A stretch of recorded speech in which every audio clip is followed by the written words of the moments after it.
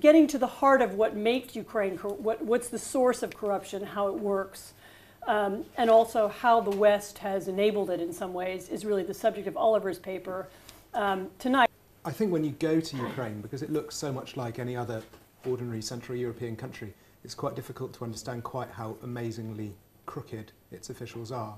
According to the Corruption Perceptions Index last year, it was 144th place in the world, which makes it on the same rank as the Central African Republic. This is a European country. The people who live there regularly visit Poland, and yet they're being forced to live with officials who belong really in a failed state. We're speaking tonight on an evening when somebody in eastern Ukraine shot down a Malaysian airliner, which to me is a weird illustration of how what seems like local unrest in one part of the world has now just affected 250 families in very disparate other parts of the world.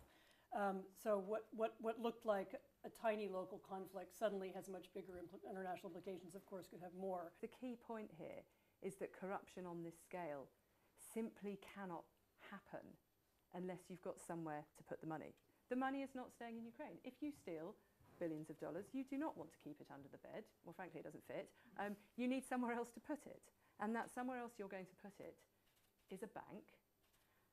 And that means the bank has to accept that money. Everyone knows that Yanukovych owned his palaces via UK companies, and everyone knows that his lawyer was an Austrian. If we don't do something about this, people are going to get very cross. And the idea that Ukraine is this sort of new movement in Ukraine is intrinsically pro-Western is if we consistently refuse to help them sort out their country, I'm not sure it will remain pro-Western forever, put it mildly. The tools are all present to deal with this.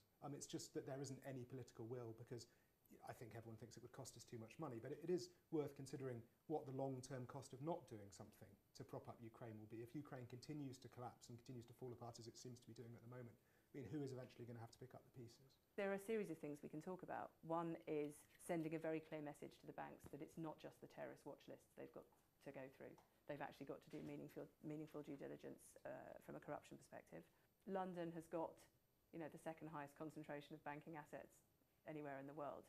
It is an absolutely major financial centre, and we made a political decision quite a long time ago, which we stand by in the UK so far, to support that and for financial services to be very important to London. And I think to do what is really necessary to penalise those banks who are getting this wrong, to have a sufficiently active regulatory regime to check that they're doing it properly.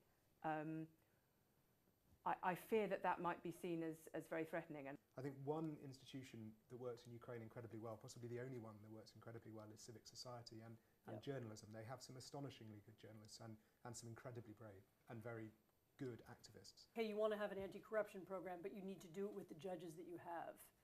If the judges that you have are corrupt, then you need to sack all the judges. If you sack all the judges, then you immediately have the perception of, once again, all the judges are then beholden to the new government, whichever government that is. I mean, you begin to have it's very difficult to establish a kind of plateau of independent judges who are not corrupt, who can carry out your anti-corruption reform for you. I think in general people don't steal money if they can't keep it. And they have been keeping it here, not there. And if we stop that happening, the incentive to steal will be much lower.